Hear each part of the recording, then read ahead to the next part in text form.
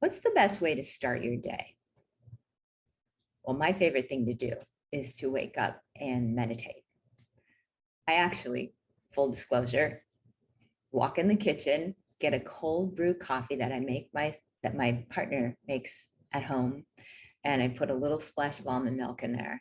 And then I drink that and meditate. People think that that's unusual, but for me, it works. And so I meditate for, anywhere from 20 minutes to an hour, depending on how much time I have. Then I like to go outside for a bit of time, if possible, put my feet on the ground and do some stretching. Once in a while, I will, if I have time, I will then do some other form of exercise. If I don't have time, I save my other exercise to the end of the day. Then I either intermittent fast, which is where I don't eat any breakfast and I wait until lunch, or I personally need to eat, if I'm going to eat, protein and fat and some vegetables. Because if I were to start my day with a sweet type of breakfast, like a fruit smoothie or, God forbid, like a pancake or something like that, I would be toast because my blood sugar would spike up, it would fall, and then I really wouldn't be able to rub two brain cells together and I would be like depleted and feel horrible.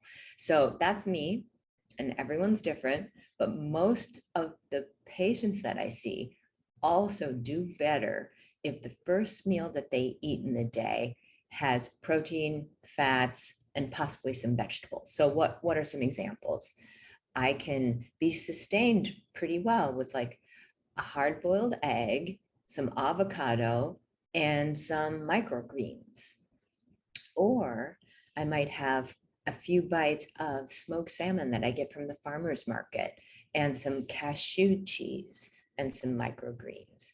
Or I might make a protein drink where I have a plant-based protein powder. I put a little spirulina in there, and then I put some bee pollen and some water. And that's a very light breakfast, but it seems to be able to carry me to lunch. And some of the advantages of eating like this is that my blood sugar stays stable. And sometimes I even stay in ketosis. And that's like allowing me to burn fat for fuel.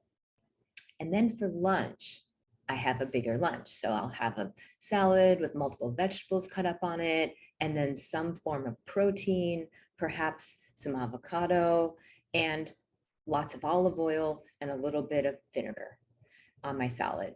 And that carries me all the way to dinner. Maybe in the afternoon, I'll have a green juice. Like most days, I drink 1 to 2 beautiful green juices every day, which are made from cucumber, celery, kale, and sunflower sprouts and pea shoots, and a little bit of lemon. So I love those juices that can really, really bring my energy up if it's starting to flag in the afternoon. Oftentimes I'll have a second cup of coffee in the early afternoon. I've cut off time by 3. I can't go beyond that. But I like coffee, and I actually think it works really well in my body and keeps my brain very focused. It's not mandatory for me, but I enjoy it, and it works.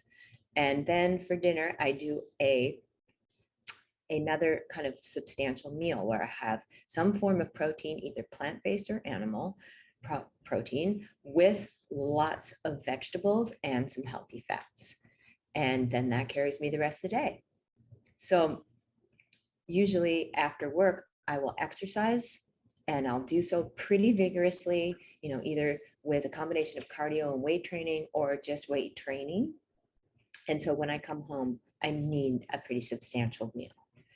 But anyway, thought I would share my day with you guys, and I hope that it helps, because this has been trial and error getting to this process of what is a good way of eating and how do I structure exercise and meditation in a day. And this is really what allows me to have an enjoyable evening, and because I've gotten the stress of my day out of my body, and to have a good night's sleep, which is the basis of almost everything. So I hope it helps.